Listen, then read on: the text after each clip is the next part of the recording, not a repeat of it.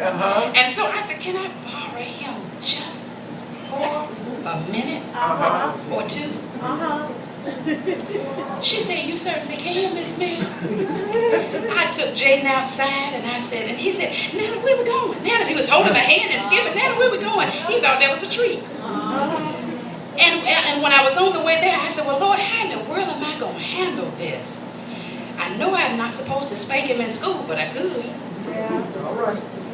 Yeah. I'm not going to jail. I hear you. That's right. 3 smiles. Give me some. Get my next degree while I'm waiting. But I said, Lord, what in the world am I going to do now? If I can't spank him in school, Shamika said can't spank him on school ground. What am I going to do?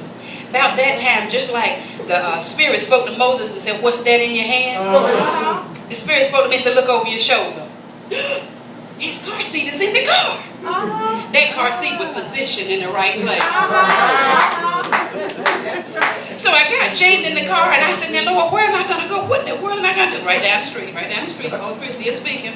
So I get down the street and I cut the car apart in Dollar General parking lot right there by the school.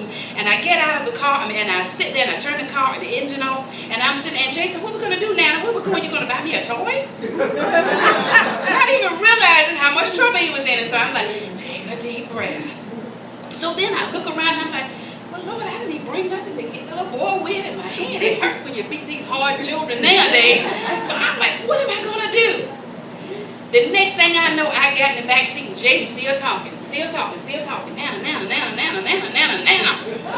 I get in the back seat and just like rawhide Mary Louise, I happened to look and see he had a belt on. I snatched that belt right out of his pants. With him still strapped in that car seat, I said, Jaden, I know you ain't been cutting up in school. And I proceeded to beat that boy in that chair just like he had lost his mind. Well, maybe I had lost mine. But the whole point of that is to tell you that Jaden was positioned for a transition. And God knows he got it. When he went back to school, the teacher told his mama, it was a whole week before Jaden cut up again. Can we have his grandmother to come from now on when he cuts up? That's good. Jaden was positioned for a transition. Now what I want to do is, and I want to make sure everybody's on the same page. That's from the grandma perspective. We grandmas on the same page, right? Okay, so now we got the grandma straight. Let me talk to the men for a minute. All right. Let me talk to a man. Help you to understand position for transition. Well, now I will honestly admit I am not a sports person. The only reason I know anything about the Pittsburgh Steelers is because that's the team my husband likes. But that's about as far as it goes. So in the process of creating or writing this message from the first time, it was just about time for the Super Bowl. And I remember talking to my husband and saying, okay, I hear what the Spirit is saying, but I don't comprehend how this is going to fit. So I did happen to watch a game or two with him, and I asked my husband, I said, let me ask you a question. Don't want a long story. Don't want to go too deep because you know I don't know what you're talking about. But help me to understand, who is this fella that just keeps doing like this? Now they down for the snap. And for some reason he keep moving. And I'm trying to understand who he is. Now it's not the guy that's hunched over holding the ball. Wasn't him. It's not even the quarterback, and I know what the quarterback does pretty decent. But there's this one guy that just keeps moving. And I'm trying to figure why somebody don't just tell him he needs to stand still until they say go. So I asked my husband, I said, help me. And I said, who is that guy that just keeps doing all that moving? And he tells me, Lord have mercy, B, it's the receiver. It's the receiver. And I'm telling him, don't get upset, I ain't know. So then when I really started to understand this word, I started to understand, okay, the receiver is moving from one place to another because he's trying to make sure that he throws off the person who's after him. Am I getting there, y'all? Okay. He's trying to make sure that he kind of deflects and make sure that folk doesn't know exactly that it's him the one that's going to receive the ball. So he moves back and forth. Nobody can really figure it out. But when I began to understand what my husband was explaining to me, was that this guy was actually positioned for a transition. Because in order to make sure that he threw the other team off so that they wouldn't attack him, in order for him to make sure that the quarterback got a good look at him to know that he was the one, he had to shift his position.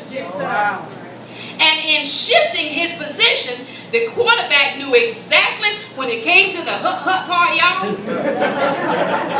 When it came to the hut part and the quarterback took the ball and went back, he knew exactly where to throw it.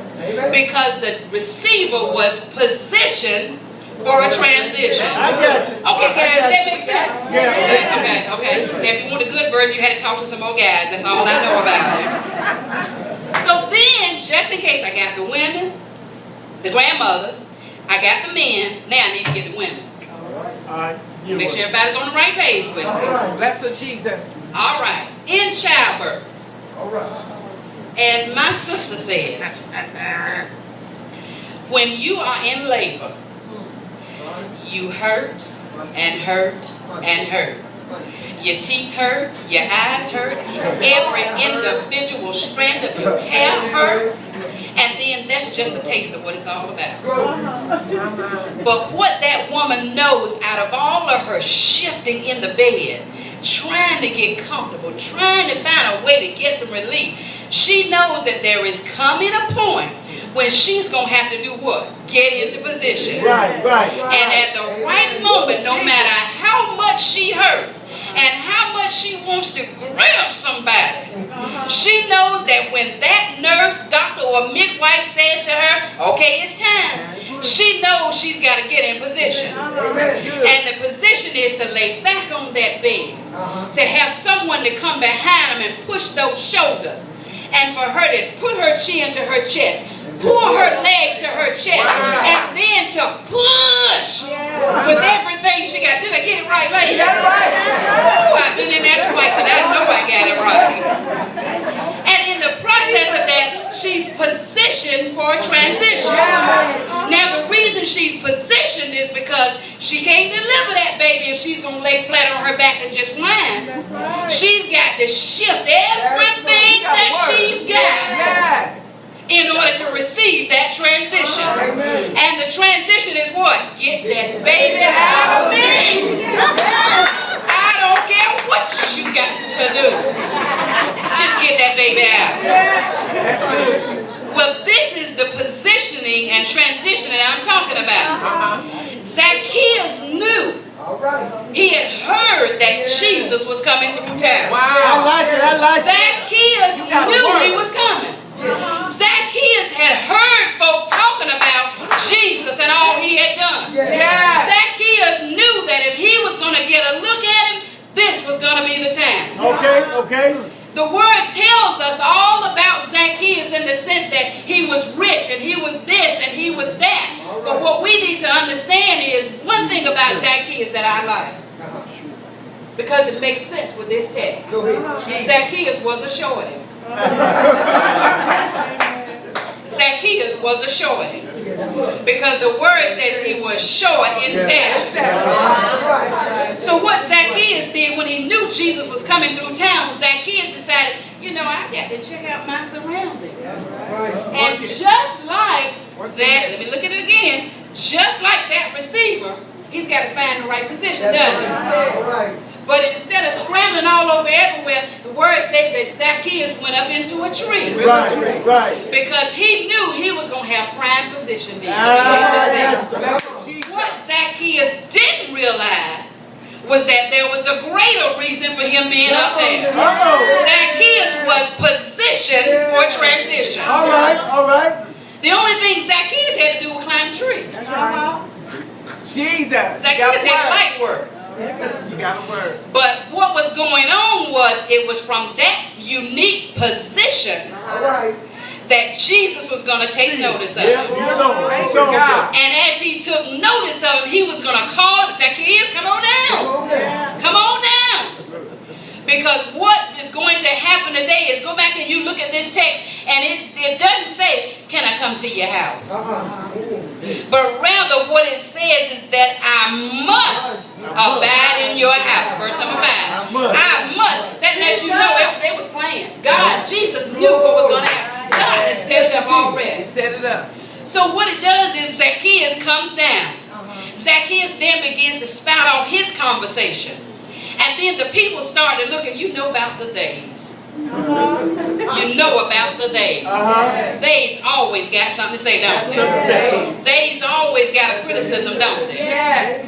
I want to say the days, like all of us have heard before, that's some church folk. Yes. I didn't say saints, I said church folk. That's what you said. Because it's the saint folks, it's the church folk that got to sit around and criticize and complain and point the finger. Wow. It's the saints that say, I got to be about my Father.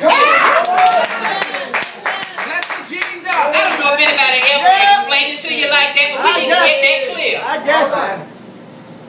So what happened is they get all the conversation from this one, that one, and the other, but Zacchaeus stands in front of Jesus and he begins to spout off all of what he's tried to do.